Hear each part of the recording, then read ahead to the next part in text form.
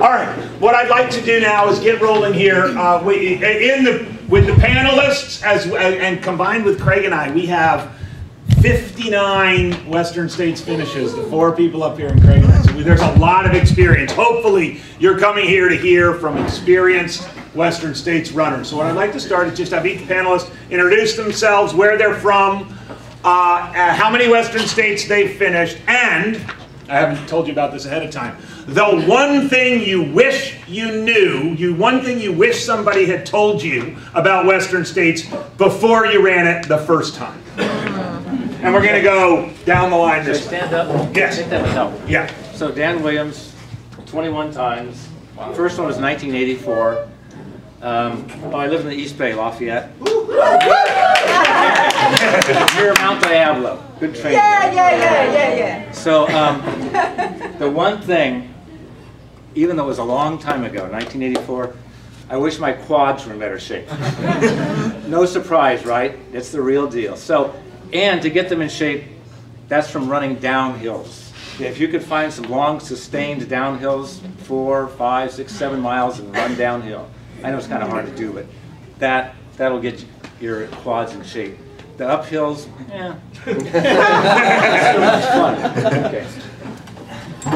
So I'm Kevin Sawchuk. I'm also from the East Bay, a teammate of Dan on Team Diablo. 10 finishes, and I had really good personal training from Scott Mills when I went into my first 100 living back on the East Coast in Virginia. Definitely wish I would have done more downhill training to get my quads seasoned and ready. Probably the one thing I really would have liked to have known about before my first race was anything about the course, because I had never set foot on the course before I towed the starting line back in 1996. But Scott really showed me all the ropes, told me all the stories, told me about coming back from the dead, and how he laid on the trail and been able to get up and run later. And so I really had very good mentoring before my first Western States. But all the training you've done this weekend, seeing the course and knowing will make a huge difference on race day. Hello, I'm Eric Skadden, and I'm local to the area from actually Folsom, which is down the street. And this is June 23rd will be my 8th. As far as what would I wish somebody would have told me from day one, I guess it would be the fact that it's not brute force only, which is necessary for 100, but there's some finesse involved with getting through the distance, and you have to appreciate, if you watch tennis, what a power player is versus a finesse player, but it's very similar with respect to ultra running. I'm Megan Arbogast. I'm from Oregon. I've had 5 finishes, and like Kevin, I had awesome mentoring from Craig Thornley, getting me to my first Western States. So I don't feel like I really missed out on a ton about information about seasoning my quads, or metering out the effort, and don't worry about what your place is till you get to Michigan Bluff. But I, at the time, did not, and still really don't, have a great grasp on sodium and water, and I think that I overlooked it. So I guess I wish someone would have been able to tell me to pay more attention and talk myself into listening better to advice about salt and water, and gotten closer. But that's a big one. Right. So there's our experienced panel.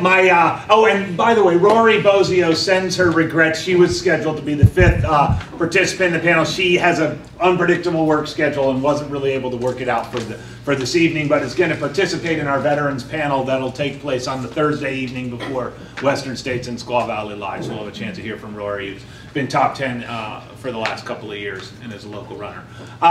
So the themes that we like to hit on, and then we'll certainly open it up to questions. We want to start with the course. You've spent some time on the course, but we want to start with a breakdown from each of the 4 panelists on the course. I want to spend some time, each of us will spend some time on things that might be on your mind around nutrition. You've already heard some of that. So after the course, some things about nutrition, some things about gear, some things about the weather conditions, and then sort of a general kind of open discussion about some of the various issues that you're likely to face, particularly stomach, quads, and feet. And then a little bit of maybe advice or war stories on how best to spend these next 4 weeks. And how to perhaps design a taper or that last long run or so on and so forth. For me, and everybody's a little bit different in how they break down the course, but since I'm moderating the panel, we get to do it my way, and I want to do it in 4 sections. The high country, the canyons, Cal Street, and the last 20. And I've asked each of the panelists to spend a little time talking about each section. So, Squaw to Robinson, the first 30 miles. What I want to say is, take it easy. It's like, well, you've been. Take it easy. No, I agree. So the thing is, look, you've been waiting for this day for 7 months since the lottery last December. You're excited. Maybe you had some coffee. The gun goes off. It's like, wow! Now we just get to run to Auburn. Well, take it easy up there. There's a couple things, truly, and everybody's different with their reaction to the altitude. Some may not feel it at all, and others well, but you know, truly, your heart's working harder at say 8,000 feet than it is at sea level. So you're probably working harder than you realize. So what I've always told myself is to find a pace that's kind of comfortable and back off of that even. So the other thing is there's low humidity up there generally. I mean, the years vary, but generally really low humidity. So you're going to be sweating and maybe not realizing it. It's like almost like your sweat sublimates. In other words, it's just going to go into the air. You won't even see it on your skin much. So the point is, drink more up there than you think you need to. It's so you can pee as much as you need to. Just drink early on. You don't want to get into a deficit hydration-wise. And again, you're not going to know you're sweating if it's a normal low humidity day up there, and your heart's working harder anyway. I was going to say, it's probably the only part of the course you're not going to see this weekend, and I always used to like to run from Squaw to Robinson a week or 2 or 3 before the race, just as a sightseeing tour to look around, because it is beautiful up there. I don't know if you get a chance to do that. I know Jack's going out next couple weeks to do it. And you look at the scenery on your training run, and then on race day, focus on the trail. You don't want to stumble or trip that early on and bang up your knee or whatever. It's nice up there, but you got to focus on the trail. A lot of rocks. Understatement. So Wet. It can be. Sticky brush. Yeah. What else? No snow this year. Some years it can actually be really dusty. Dust can linger in the air, and keep drinking, and keep everything clear. What else? That sounds good. Yeah. So that's it. All right. Okay. Thanks, Dan. Yep. So the next section of the course, once you get to Robinson, and that's a huge milestone, it's the first place that you're going to see your crew, so it's important to make sure that you take really good care of yourself there, get all the special things that you really like. From there, you have a little bit of an uphill, and then you're kind of in a big, exposed, dry, really dusty section. The fire, which was the Star Fire. Star Fire went through there 7, 8 years ago now. Not even that long. Not even that long. Yeah. So there is no coverage anymore, unfortunately, and it gets hot. And that's, for me, whether it was on Kavanaugh Ridge, the old course, or whether it's going over Little Bald Mountain on the new course, that's always been a rough section for me. And it's easy to start thinking, wait a minute, I've gone 30 miles, I gotta do that again, and then I still have 10 miles left. You just don't want to even go there. You just want to think, next aid station, how do I take good care of myself? And it's really important. In the first 30 miles, it's important from the first few miles to make sure that you're eating, drinking, right from the beginning. 200 or 300 calories of something an hour, plenty of fluids so that you're peeing, salt regularly. In this section, it's even more important because it gets hot. And this is not necessarily the time to be pushing yourself hard because you're going to get depleted, start cramping. It's hard to run hard and get all of the replenishment that you need. The easy part of the course is further down the road, and you want to be in good shape because it can make the difference in an hour to 3 hours how you run yourself in the first and middle section of the course, what you do in the last 35 to 40 miles. So it's really important to take good care of yourself. I hit last chance. Somehow that little, what's the little, the beautiful... Pucker Point. Pucker Point, yeah. That's never been a favorite of mine. Andy, you've passed me there a couple times. Yeah. And I hate that I love that section. But once you get to the canyons, I love the break because a lot of that's kind of rolling, generally downhill. It's not anything really steep. Once you get to the real canyons, you're dropping down to Swinging Bridge and climbing. I love that. I love hills and I love really climbing. So to me, that's when things start to feel like they're turning. You have a little bit more shade in that area. It's just different. And I think the most important thing that I can say is, no matter how bad you feel, it can turn around. If it's so easy to think, wait a minute, I'm at 40 miles, I got 60 left. There's no way this is going to happen. Your quads are already starting to be sore. I mean, mine start getting sore at 20, 25 miles probably. And yet, you just keep taking care of yourself. You can have unlike the marathon where you only get one chance at hitting the wall, right? You're going to hit a lot of walls and you're going to realize that those walls, you'll find doors in those walls and you'll be able to recover and you go, wow, I can't believe how good I feel because an hour ago I was feeling horrible. And when you start feeling that, slow down, eat, drink, have faith that you can turn it around. But take really good care of yourself through those canyons because those can be really hot and you just have to back off again, kind of easy through that section so you can absorb all of the food and fluid that you need. Thanks, Kevin. All right, so probably everyone did Cal Street today after doing 30-some miles yesterday. Everyone is probably a little bit tired today. You're going to feel a lot worse on race day when you hit Cal Street. So don't despair. It's to be expected. Yeah, there's some great running sections. And we went in the morning. It was cool. You get to see the river. But it's going to be hot and bakey. So just don't lose heart. Ease into it. Take it easy in the open spots. Cruise the downhills. You see a little hill in front of you. Be thankful that you get to walk for a minute. When you get to Cal 2, oh, excuse me, Peach Stone.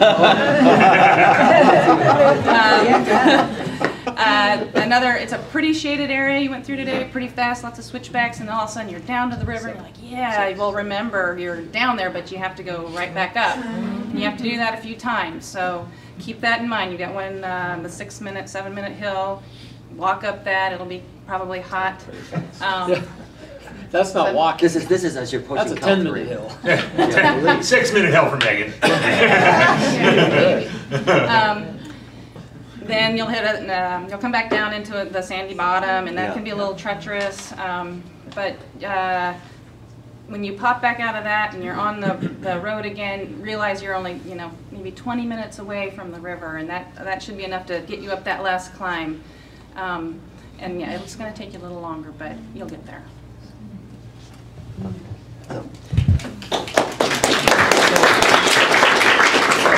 So Dan started with the high country. Kevin, which is through mile 27, 28-ish. Kevin described everything beyond that to Forest Hill, which is 62 miles. Megan just described everything from 62-mile mark to the 78-mile mark, and I'm going to describe the balance of the race, which is the last 22, which is what I did yesterday. You guys are going to be doing that potentially tomorrow if you signed up for the whole package weekend. You will tomorrow be dropped off at approximately 9 a.m. and you'll have mild temperatures. About the only thing you're going to find that's relevant tomorrow with your training run with respect to race day is the dust. Otherwise, the temperatures are night and day. I mean, you're going to have nothing to worry about tomorrow with hydration relative to race day. But getting back to what Dan said, if talking about perspiration, getting into a deficit hydration-wise. If that occurs where you are between the start line and mile 2720, which is Robinson Flat, it may be the case that it takes you all the way down to the river before you're back into an equilibrium. And that's 60, what are we talking? 30, help me? Yeah, it's like another 40 miles. Yeah. We're talking hours. Yes. So if you make some mistakes, you are going to be suffering severely.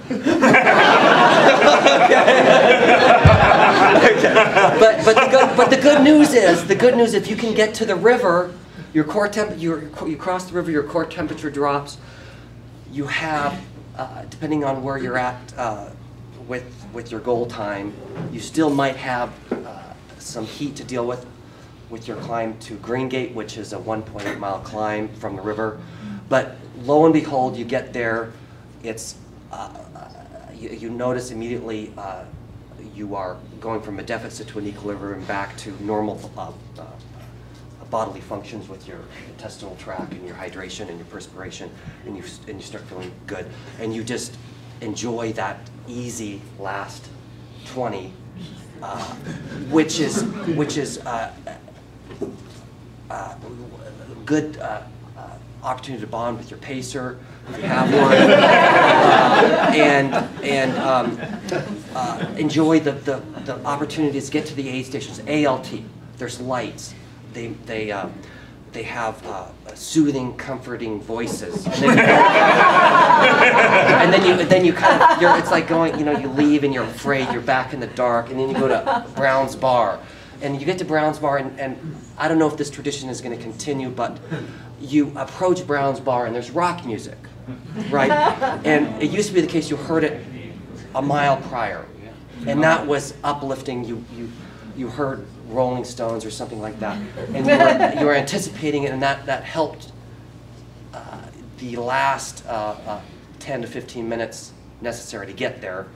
And then you have a precipitous little 0.8 mile downhill after that, which is in the dark. It's even with flashlights from your pacer and your cell, it's brutal. It's chewed up. There's a couple of creek crossings, there's rock everywhere. But once you get down there, there's a quarry road. It's open, it's rolling, it meanders. And you're wondering if at this point you're wondering, okay, am I going to finish? Right? At this point, there's so much self-doubt. You're going back and forth. But you get to the quarry road, and you start doing the math, and you realize, okay, wait a minute, if I get to Highway 49, wait, that's 7 miles left. How far am I from Highway 49? Well, maybe 2, 3. You start doing the math, and you realize that you can break it down, and your dream becomes more of a reality. You get to this left turn from Quarry Road. You go up to Highway 49. It's a power walk. You're power walking. Your running has ceased to exist. You're just moving. It's gut wrenching, and you're getting up there any way you can. Again, you have the wonderful aid station volunteers there. Broth, my favorite. I can't wait to have my broth at Highway 49. You have the first instance of hearing vehicle traffic, right? You would be surprised after 93 miles how much you enjoy hearing. Okay, really, right? Ambulances. Whatever. Reality now. You go through you leave Highway 49. You exit through this beautiful meadow, and you're in the final stretches. No Hands Bridge, your last climb to Roby Point, and you hit pavement again. The last mile is there, and you have the neighborhood crowd cheering you on. It's beautiful. You make the corner, you see the lights at Placer High School, and you know it's there. You jump onto the track, and you enjoy the last 300 meters with friends and family, whoever happens to come, and you brace with happiness, joy, and hugs.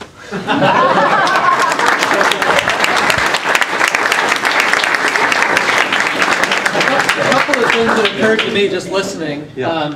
One is there's a couple of promises or things that you can hold out for that improve your mental attitude. And one of them is pacer. Yeah.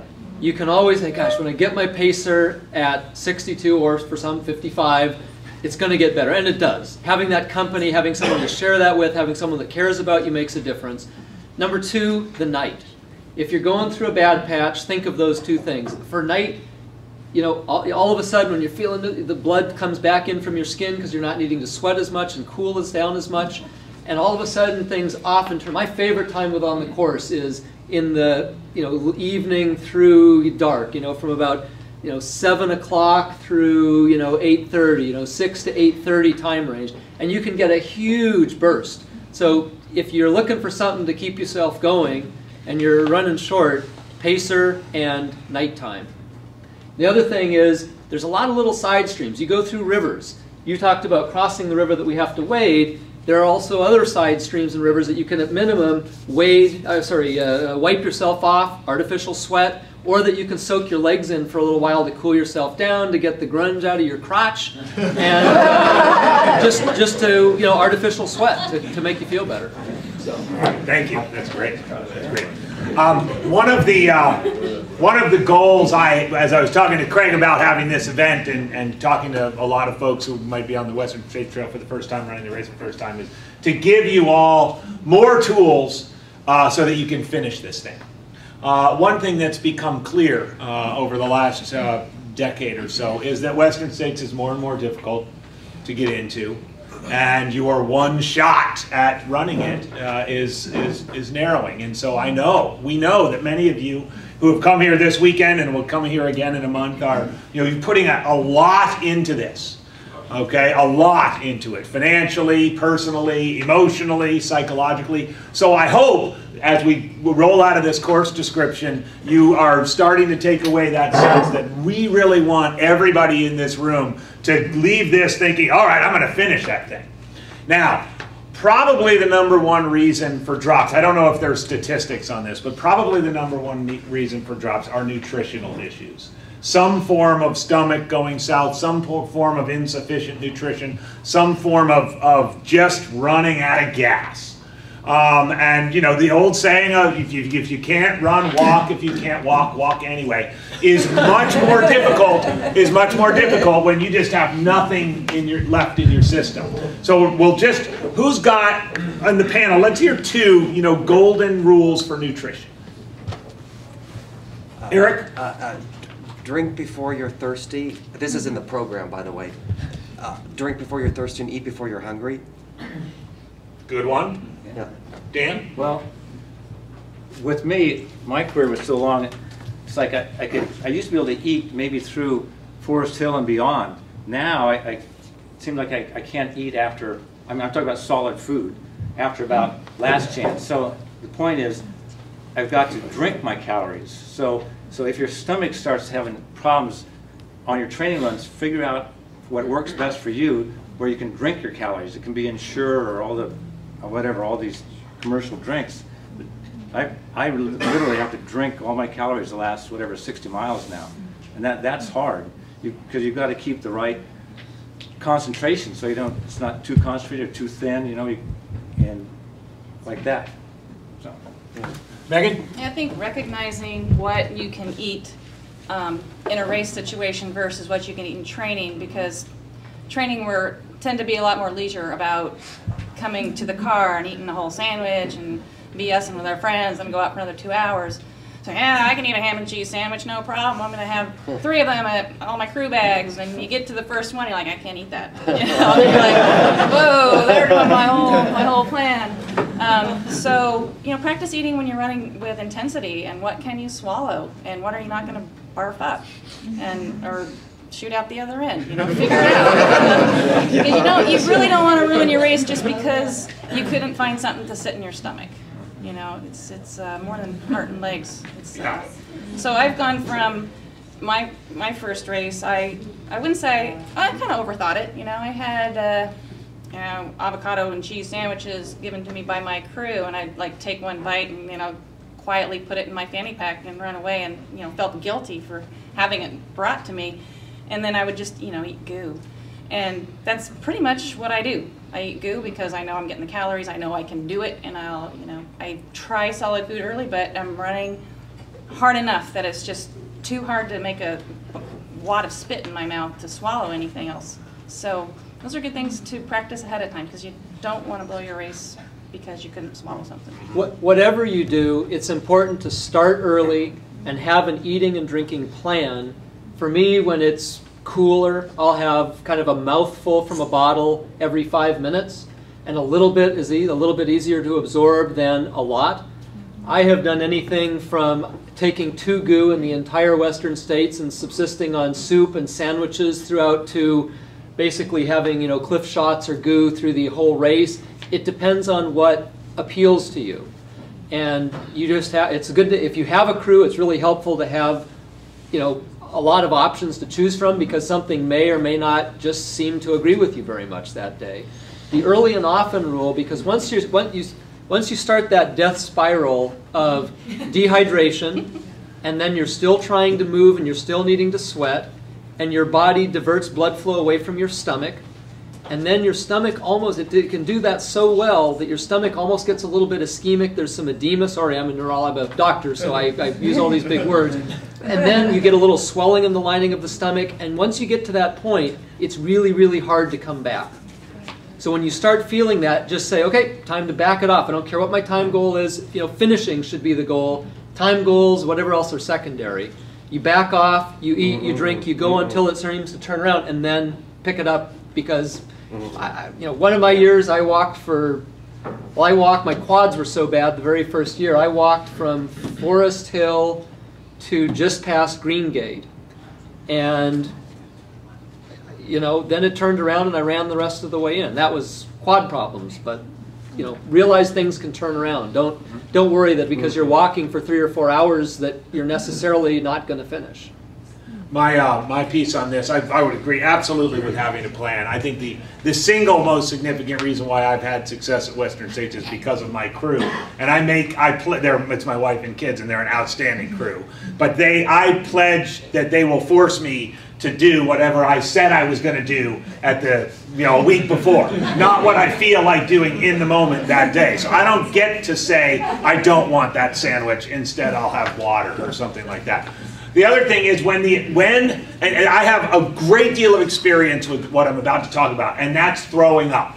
So when you, okay, and everybody deals with throwing up differently. Some of us have childhood issues of that time we barfed in class in kindergarten, and we still and when we throw up, there's just something that gets in our head about it, okay? Here's what you gotta do. Look, Andy Jones-Wilkins has 7 consecutive top 10s, and he throws up almost every time he runs a 100-mile race, and he always finishes. If you use that in your mind, here's what you have to do.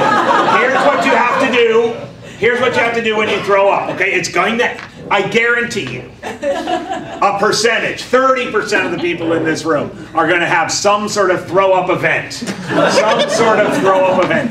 Don't let it force you out of the race. Okay, if it's happening and you're with a pacer, there's other people around, talk to them, say, oh, that was interesting.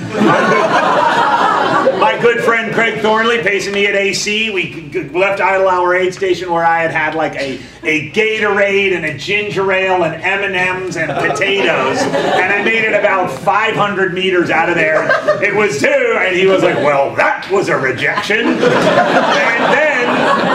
And then here's what you do. Honestly, remember this.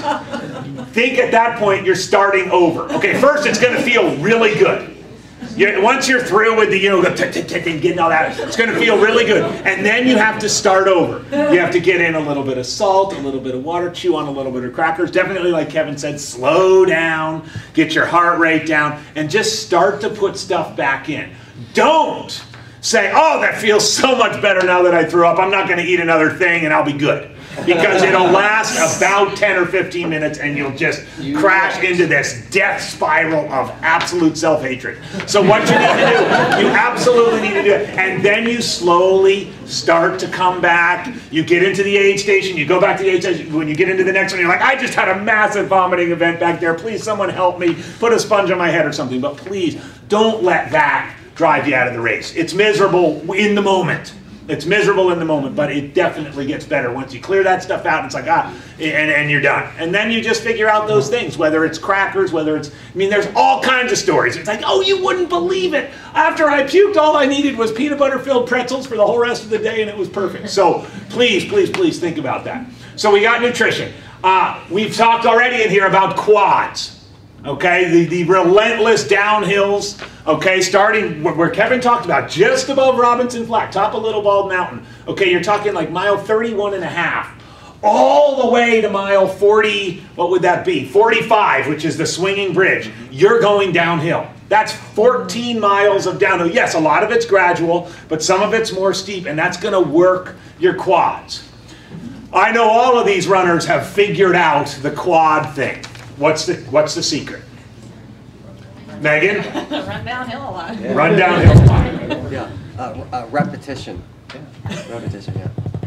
How much repetition, Eric? And these folks have seen the course now a couple days, yeah. And they have 2 weeks, maybe a week to 2 weeks of training still to go. What would you recommend? Well, the repetition is building up. By now, presumably, with 3 months behind you, you had significant downhill yesterday, significant downhill today, and you're resilient. Your quads are resilient. That's a good sign, right? You did the repetition, you did the build-up with repetition as a weekly, daily type of build-up, and you're not feeling deep muscle damage at this point. Mm-hmm. Yeah. Dan? Yeah. Boy. The next couple of weekends, go find some long hills and run down them. Yeah. The other thing, we haven't mentioned massage. I'm a big proponent of massage. If you got a masseuse, yeah. Beat up your quads and then have a masseuse work it out. You could do it yourself with bars, etc. But if you can get someone to work on your quads and get that lactic acid out of there, whatever, yeah. Get them loosened up after these hard workouts, that's a huge benefit. Far more better than dropping Advil or whatever because your quads hurt. Yeah, you don't want to actually train too often on the downhill. I definitely think you need some more downhill work between now and the race. But what actually causes the soreness is because you're contracting a muscle at the same time that it's lengthening. It tears the muscle apart. It tends to peak about 48 hours after the onset of the race, and it takes 72 to even a little bit longer to recover from it. So think about maybe getting 2 hill workouts in during the week, a long one on the weekend and then something midweek, so that you can actually recover from it and build the resilience. If you're saying, okay, let's hammer those damn hills, you may not recover and you may have sore quads, or during the race not completely recovered. And if there are any pacers in the room, okay, when you're pacing your runner, this is the way it's going to go. They're going to say, the pacer's going to ask the runner, so how you doing? You're going to say, oh my God, my quads are shot. Pacer then says, everybody's quads are shot. Shut up. Okay? Remember that, because it's absolutely true. Everybody's quads are shot as they're rolling out of Green Gate. So nutrition, quads. The third part of the Holy Trinity are feet.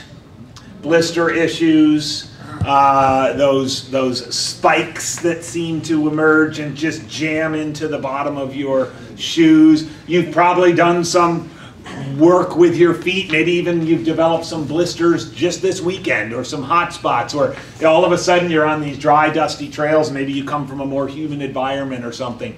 Blister tips and foot issues. Megan? I've had, the first year when I had the salt issues, I got hyponatremic, and I was really puffed up and a lot of fluid in my feet, and got pretty horrible blisters. And I didn't.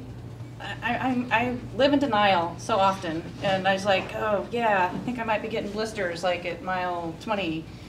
And by the time I got to Forest Hill, it's about the time I decided to pay attention, do something about them. So the first thing is, if you start to feel a little bit of a blister, if you've not done any taping, is to address it as soon as possible, because it's not going to go away. I did get through the next 2 years without much blistering, but still some, because I was getting the salt issue taken care of. And then a couple years ago, I went ahead and felt like I was getting deep blisters under my calluses, so I adopted the Kinesio taping job. I think it's in the Fix Your Feet book. What's that? Luco. Oh yeah, Luco tape. Not Kinesio. It doesn't stick. But it's what Andy used. Did you use? Yep, I used Kinesio. Did you use benzoin first? Yes. Yeah. Okay. Because otherwise it doesn't stick. Right. So and it worked beautifully. And so last year I, there's still a little rookie in me, which I like, because then I'm always able to learn something new. I did a lot of training in shoes that got a lot of crap in them all the time. I went in hot areas. I did a lot of downhill, and I just really worked my feet, and I thought, yay, I don't need to tape my feet again. And I was wrong. So if taping works, do it. Because once they start coming, it's really not something you're going to get rid of during the race. And it kind of made the last 20 miles of the race suck last year. Other foot advice? Dan? I wear the double layered right socks, and I don't work for them. And gaiters, and I don't have problems. I don't have blister problems. It really works. I have never had blisters except in 100-milers, where I've always had blisters. The best that I found was pre-taping. And all the spots that get blisters, I use Luco because it sticks really well. I mean, you can put it on, you can go through water to last several days, but Luco tape. And then I definitely also use the very thin, like the Dirty Girl gaiters on top of that, because they breathe pretty well, and yet they keep some of that little junk out. I've tried creams and potions, and the pre-taping is what really seemed to work. I want to just categorize, there is some brute force to this event. Yep. Okay, I mean, there's finesse and there's brute force. We talked about the fueling nutrition. That's the finesse. That's the trial and error. You get to know your body on hot days, well in advance of the race, what works for you, what doesn't. But there's the brute force component. It's race day. You're at mile 60. You got blisters. Just keep going, man.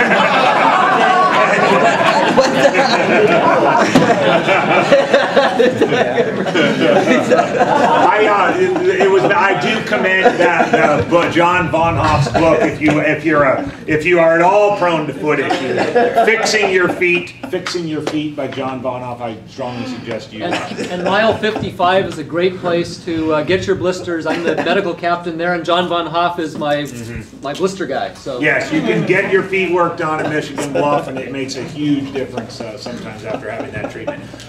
Related to feet, just quick show of hands. Those of you running the race, do you know right now the shoes you plan to run in during the race? Show of hands. Okay. Okay. So you're still, maybe some are still on the fence. Do you, without getting into promoting any brands here, we're not here to do this. What kind of, I know this group has a wide variety of different shoes they've used over the years in this event. Do you have a general rule on shoes? On what works at Western States, and perhaps more specifically what doesn't? Need to have a lot of room at the end for the downhill running. Yeah, Megan was telling me yesterday she's normally a size 9. In men's. In men's, and you just were wearing 10s this whole weekend, and it made a huge difference. Yeah. Yep. I was going to say that if this relates to what Megan just said, if you plan on changing your shoes, anticipate your feet swelling, and that shoe size that you started with may not necessarily be the shoe size you want. For example, at the far side of the river, you cross the river, you want a fresh, dry pair of shoes. That may not work, right? That may not because you're going to have two stumps at the bottom of your legs, right? I mean, it's just Kevin, you have any ideas on shoes? You know, I'd say two things. One, in terms of the size issue, get a shoe that you can tighten around your midfoot so that your foot doesn't slide forward and you don't bang your toenails up. You can do some weird lacing in the middle of the shoe to, you know, help out a kind of the hitch knot. And I don't know, you know, minimalist is very in right now, and I think there's something to the lack of canting, the lack of heel elevation that gets you on your forefoot that disperses forces. I'm not sure that I would want to take a really thin shoe on the Western States course because of the rocks. Your feet are going to be really, really sore. So I would get something that's relatively cushioned and yet maybe somewhat flat. Oh, you know, I'm just 21 years of shoes. How many different types of shoes do you think you've used at Western States? just two, road shoes and trail shoes.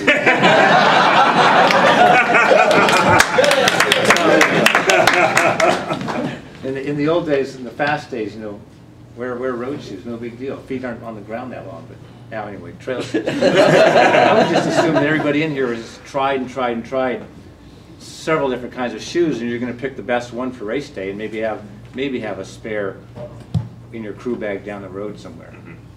So I'm going to give you one piece of foot training advice that I've done every year, sometime in these next 2 weeks. It's a really good idea. It sounds somewhat unorthodox, but get your race day shoes and socks on, okay, and get ready to go out on a trail, and then soak them in water. Soak your feet completely in water and run through a bunch of dust and kick the dust around and get it all in, and then go for a 25-miler. Honestly, you need to practice running with wet feet. Depending on the year, your feet will get wet as early as mile 6, 7, 8. You up in the high country in the Granite Chief Wilderness, you run up some that are basically creek beds. Now, the snow is melting quickly, but even in no snow years, there's still a lot of water up there, and it tends to just, you run in wet feet most of the day. So if you haven't practiced running in wet feet, you definitely need to do that. My technique is one. You could also just figure out any other ways. But get that feeling of running. Your feet get all pruned up. You get kind of nasty in there. You get dust and stuff. But it's a good technique. What do you guys? We'll go to questions in about 5 minutes. I thought if there are any pearls of wisdom, we've kind of hit on some things. Working the quads these next 2 weeks. Thinking about your nutrition plan and sticking to it. Some of the foot issues. What would you typically say? I mean, we're at 27 days. Today's over. 26 days till race day. Are there some key things that the people in here should do in these next 4 weeks? And more to the point, are there some key things that they shouldn't do? Eric? Kevin, who was the Dr. Lind? Is that Dr. Yeah, Lind. Lind, yeah, okay. So, yeah, Dr. Lind, emeritus, from way back to about 2007-ish. Does he still shoot the gun? Yes. Yeah. Yeah. So The starting line? So this is actually, of everything that I've learned, the most common wisdom was something that Dr. Lind shared with me at the finish line one year. And he said that you need 90 minutes a day at 90 degrees. For 10 days. For 3 weeks. For 3 weeks. 90 minutes a day at 90 degrees for 3 weeks. That was Dr. Lind's advice, and guess what? I started to apply it after he had told me. One year I had melted down, and lo and behold, it does work. It does. It definitely. There was some resilience that I wasn't aware of without that advice. So yeah. So heat training. Yeah, heat trained. Heat training. Heat trained. So that's 3 weeks prior to the event. Yeah. Yeah. Right. You can. And then if you can't, you do what we do in the East Bay in Yeah. June when it's foggy. You put on a wool hat, long pants, and 3 layers, and you go out and run maybe in 75 or 80 degree heat Yeah. to try to simulate that 90 degree heat. Yeah. Right. What else can you do? And find sunny spots. Yeah. and Yeah. saunas. Yeah. Well, that's the other thing. Maybe, what, Scott? What? And maybe train in a sauna if you can. You know. Yeah. And maybe do step-ups on the bench that's in there. It's good to work up a sweat in there.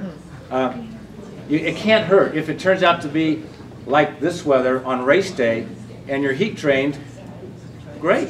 What harm can that do? So get heat trained anyway.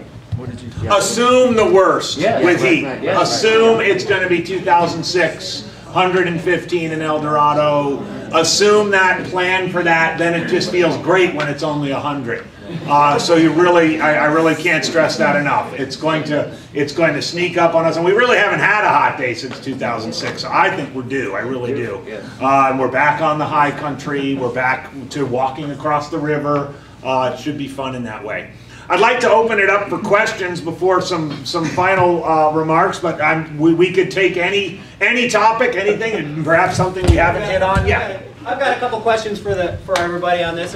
Is first, everybody I think would like to know what is your favorite sections on the trail, each of you, during race day, and then number two is looking at expectations during the race day, and then how do you then readjust when things do go south, and besides the brute force method that Eric always describes. My Favorite section? This is easy. My favorite section is from the cemetery down to El Dorado Bridge. Downhill in the shade. It's just great. And what else? And then looking at expectations on race day, and then how do you readjust because things do go wrong. Unfortunately, I readjust every year. You start off with, I want to run sub something or other, and then you get out to the river crossings. Well, you know, an hour or two slower than that wouldn't be so bad. And you get farther along than that. Well, you know, just finishing is probably so anyway, you just do it. Basically because you have to. I have two favorite sections, and one is the canyons. Those are definitely my favorite sections, just the breaking up of the pace, the steep hills, which I just absolutely love. And then wherever I happen to be around evening time. So that's usually, you know, as it's kind of starting to get a little bit dusk, is kind of coming into the river, and then up towards ALT is, you know, somewhere between there and Brown's Bars where it usually starts getting dark. I love that time of evening. So those are my two favorite sections. And then what? Expectations management. Yeah. Yeah. Well, was it expectations or just what do you do to pull yourself back? Readjusting during the day as things are happening. I think you need to go into this and say, I accept whatever happens. First of all, you have to have a lot of goals. First of all is, hey, I got in and I got to the starting line of Western States, because not everybody will get in. We'll lose, what, 5–10% of the runners that won't be able to start because of injury or whatever. So that's the first goal, get there. Number two, let's finish. 30 hours, 29:59, great, you finished. You got a buckle.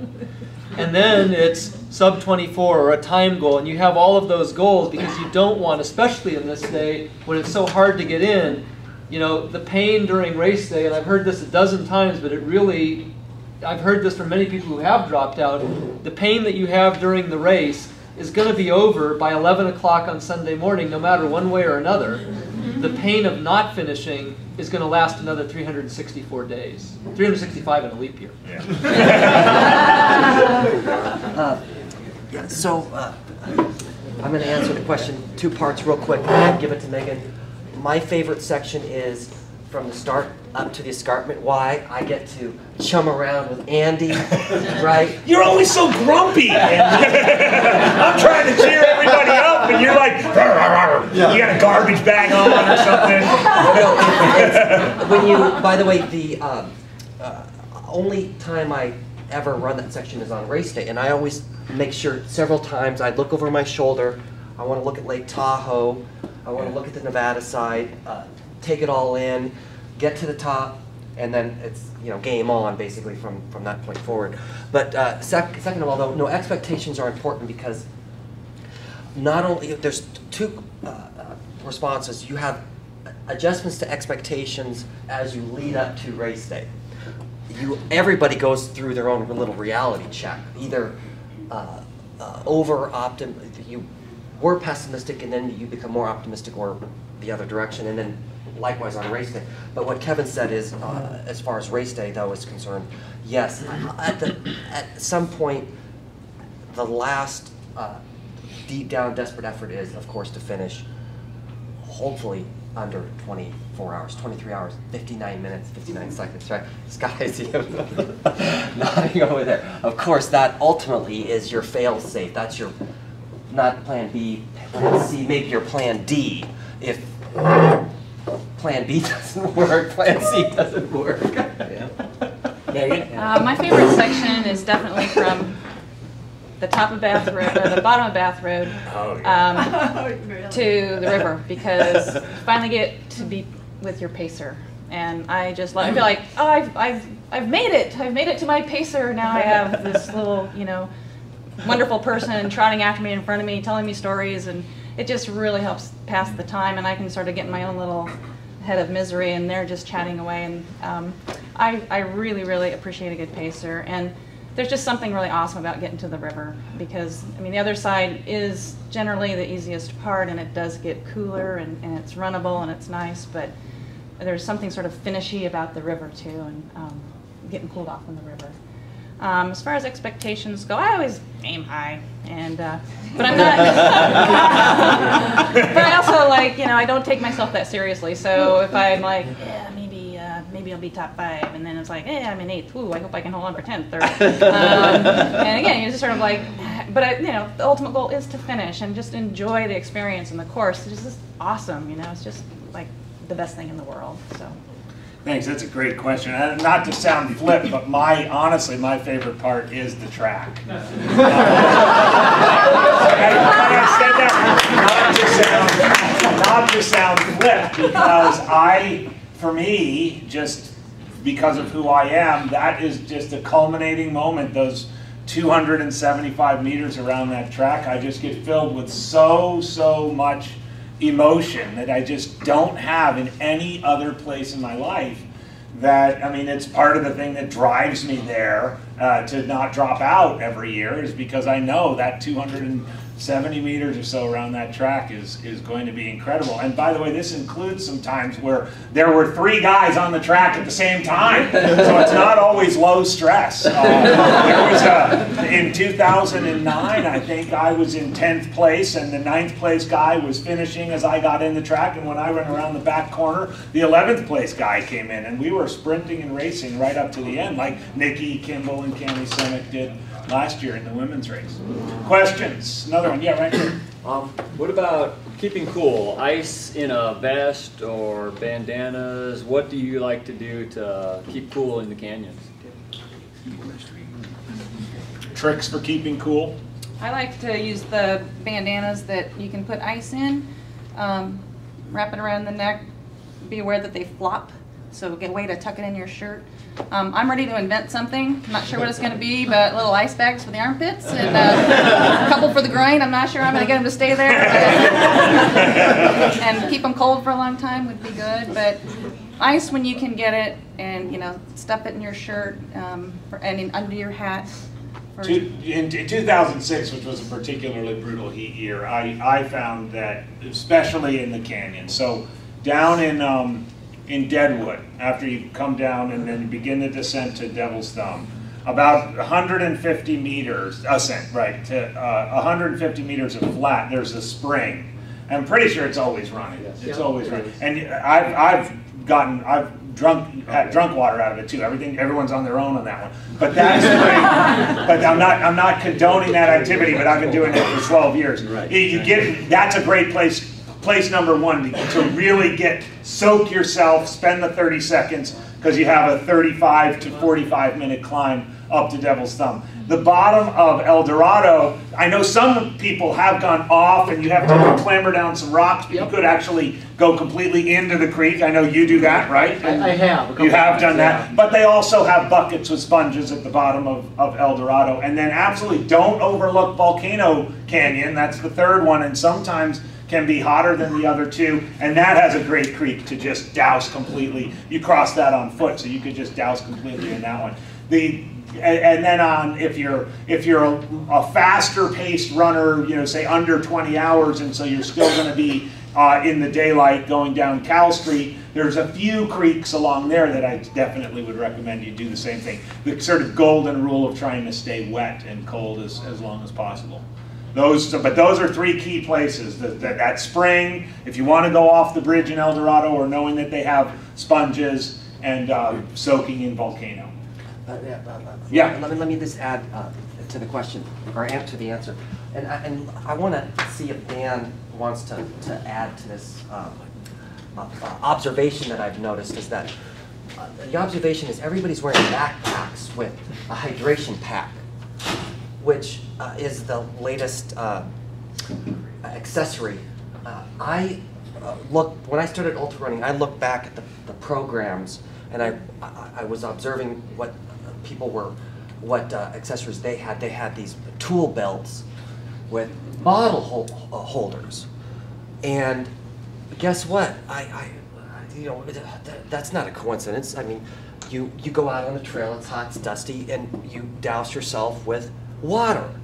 So you need multiple bottles, and so you have two, and maybe one in each hand. You have your holster with a bottle, right? And then you recycle. You're refilling. You empty a bottle. You put the empty in the holster. You pull the full one out. You douse, drink, and there's a system. And look at the old programs, and Dan. Yeah. I still use the fanny pack. Yeah. With one water bottle, I always carry one. Yeah. So it's right here. It's Yeah. too hard. You get too tired to reach around behind you and pull it out. So I just carry it right here all the time. Just drink. Run a while, drink, and I don't carry the. Yeah. But you're dousing Yeah, yourself. that too. Yeah, Yeah. you're dousing yourself too. And let me as that as well. Western States 100 has a lot of outstanding aspects to it, no doubt about it. But at the very top of the list are the aid stations. Really take advantage of those aid. These aid station volunteers are incredible. You go in, they take your bottles away, they lead you to the food. In most of the aid stations, there's a specific person who becomes your sort of handler through there. They've been given that assignment, that's what they're supposed to do. They're going to ask you questions. Take advantage of them. Say, yeah, I really want a sponge, or I'd really like to just dump this over my head. Or, there's one particular young girl on the Nearside River. I will forever cherish this little girl. I have no idea who she is, but I got in there and I got on the scale and she said, "Hey, mister, want a popsicle?" And I was like, oh, you are an angel. Absolute aid station angel. Of course, I ate the popsicle, went across the river, and cute. But it was beautiful. Another question. Yeah. Dealing with altitude. Oh, altitude. Yes.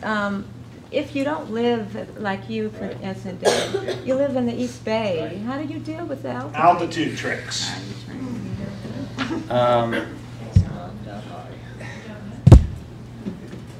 Just slow down a little bit. Yeah. There's nothing else you can do. If you're not going to go up there for the next 3 weekends and train at altitude, you just got to slow down. Yeah, my experience with that, the first year I ran, I was kind of disappointed in how hard it felt to run, and kind of feeling pretty miserable till Robinson Flat, and it got better. As you came down, it just got better, and that was like, okay, I'm not dead. It wasn't just a bad day from the start. And since having that experience, now I know when I'm up there that, okay, it's just going to be hard. You just, like Dan said, slow down even more. And if you do get a chance to spend any time at altitude, it does help. But if you don't, just remember it will get better. Yes. Yeah, I could, maybe the doctor can explain the difference in dehydration and hyponatremia. What's the difference in the field? Because you have a lot of new runners. Well, from the studies that have been done, so you can be dehydrated and low on sodium, you can be dehydrated and normal or high on sodium, so there's a lot of different ways. It's hard to test out in the field, and I guess, Andy, you'll be happy for me to reveal that one of the ways that I do it is I actually will taste a drop or two of my urine. And if it tastes salty, then I probably have enough salt. You can measure it in the salt. Your body adjusts that. That's one way to check it. But another way that they've done is they have, one of the studies with Western States on sodium had to do with whether salty foods seem to appeal to you. And so if you look at some pretzels or think about some really salty broth and you go, oh yeah, that sounds great, then probably you're salt behind. There is that element to it. And if you're not peeing, you know, in the day you don't pee as much because all the blood's out at your skin. There's a big volume of blood that goes out to keep you sweating. But at night, if you're not starting to pee, if you're starting to feel, it's hard to tell aside from just the taste of the salt. So you have to kind of know, weigh yourself after some hot runs and see where you're at based on what you've drank. Use the scales during the race, although unfortunately they can be off a few pounds. I remember I paced Mike Morton when he won back in 97. And they held him at the river for being, I don't know, 4 or 5 pounds down. And when we got up to Greengate, he was now 3 pounds over. It's like, wait a minute, something was wrong. So if you get on a scale and they say, oh, you're light, you got to say, well, let me try another scale. But it's hard to tell. You know, if you're thirsty, definitely you need to be drinking. If you feel like salty foods are very appealing to you, then probably you're salt behind. But if you're in the, 1 to 2 of the S-cap type, 300 to 600 milligrams of sodium, plus all of the other salt that you'll get with whatever you're eating, and you're peeing at least regularly and you're feeling good, you're probably okay. Yeah, that was my next question is, how long can you go without peeing before you recognize there's a problem? Well, I think in the middle of the day, I think you can go for several hours because so much of the blood volume is diverted to your skin and is not going to your kidneys. So you're not going to make that much pee. But I think if it starts to get to the dark, and again, if you're feeling, if you're feeling really good, aside from just really sore muscles, you're not feeling kind of light. One more question. Although rubbing Ben Gay on sore muscles helps me angry, if you know him or her well enough. I think we'll wrap up. It's a little bit after 8:15. If I could just say a few more things. For those of you in the room who are scheduled to run the race in less than 4 weeks, you're really coming to Western States at an incredible time in the life cycle of this event. It's so much more than an event. It's a lifestyle for so many people, locals and non-locals. Look at me. I flew across the country from Virginia to be here. I'm not even running the race this year, but it is a part of my life and in my blood. And you have an opportunity in 4 weeks to be a part of that. It's there's history here. There's mystique. There's absolute passion for the sport. There are hundreds, perhaps even over 1,000 volunteers who are going to be out there to support your run. Savor this moment. Savor the fact that right now you're probably in the best shape of your life, or will be in the next couple of weeks. But also remember what my good friend Andy Black says. It's amazing. You leave Squaw Valley in the best shape of your life, and you arrive in Auburn in the worst shape. But at the end of the day, what you're engaged in is ultimately, we've talked about nutrition and quads and the intricacies of the course and where to soak yourself and how much salt and what to do with the and all that stuff's important. But it's also important to realize that this is simple. And on that day, it's all you. It's all your day. And you can absorb yourself in running for 16 or 17 hours, as some people in this room will do, or absorb yourself all the way for 30 hours. But it's your day. You can make up for it later. But savor where you are in your life. And whether it's a silver buckle or a bronze buckle, it's my hope, and I know the hope of all these panelists, that all of you get to that finish line and have that opportunity to do that 250 meters around the track. And I know I'm going to be there. I'm going to be hanging out watching this whole thing this year because it's going to be awesome. So I wish you all luck. I want to thank you so much for coming. I also want to give a special thank you to Craig Thornley, who put all this together based on one of my silly ideas, is working as assistant race director this year as he moves on to become the race director.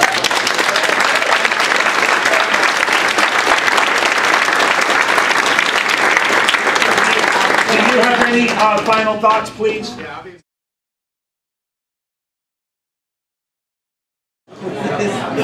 Thanks for coming. This was a great turnout. It was kind of risky. We did it without an RSVP. We weren't quite sure who was going to show up and how many. This is awesome.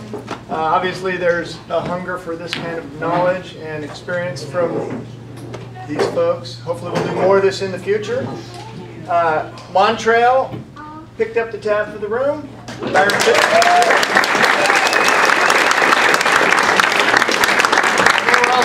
To cover the cost if we didn't make it with the food. We only had 20 people here. Thank you, Bob. And I Run Far, Brian Powell, who's not here. This will be videotaped and on irunfar.com probably tomorrow. Maybe the next day.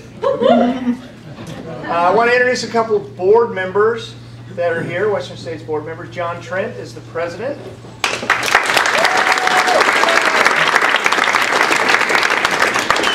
Well, I won't tell you how many you have or what you're doing. It's going to happen.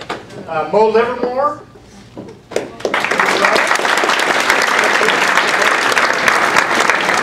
He's been around since 70. Careful. 70 something. And then Mr. Tim Tweetmeyer back there.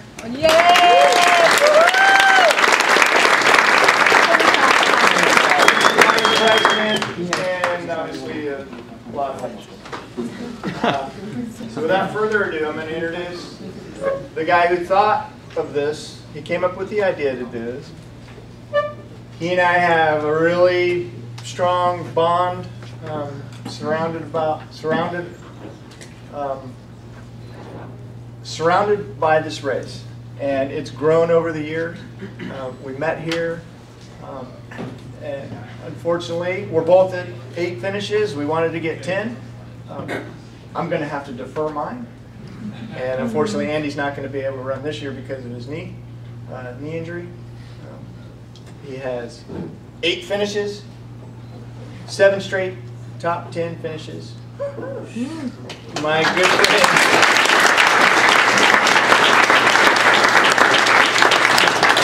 My good friend Andy Jones, welcome.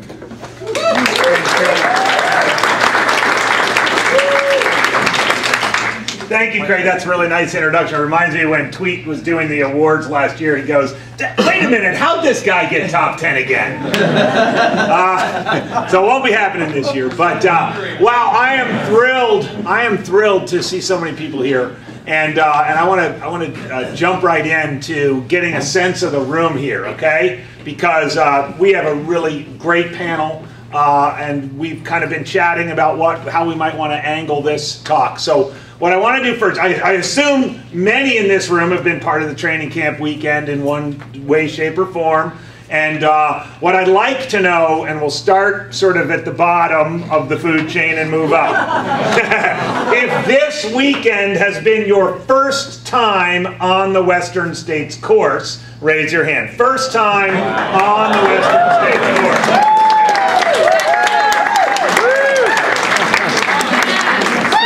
Quads feeling. Yeah. However they feel now, it'll be a lot worse in 4 weeks. All right. If you're in the race this year, okay, Western States, you are running in your first 100-miler. First 100-miler, people.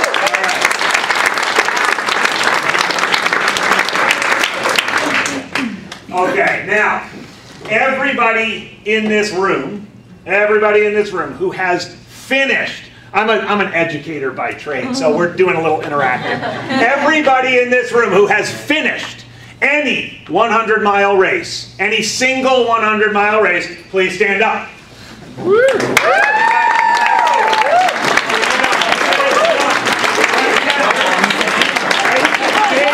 Stay standing. If you've only finished one, sit down. So you're standing if you finish 2 or more. 3 or more. You guys all still up here, right? All right. 4 or more. Okay. 5 or more. 6 or more. 7. There's 7. Okay, we're getting into. I got it. 8. This is any 100-mile race. 8. 9. 10. So this is any 100-mile race. 10. Okay. Now, if of those 10, they're not all Western states. You only stay standing if you have 10 Western states. Now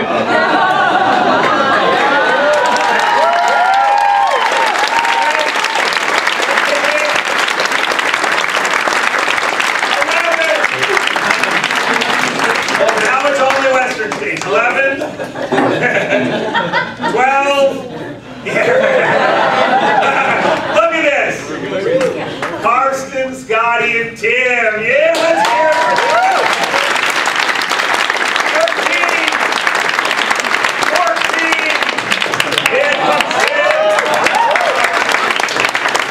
17, 25.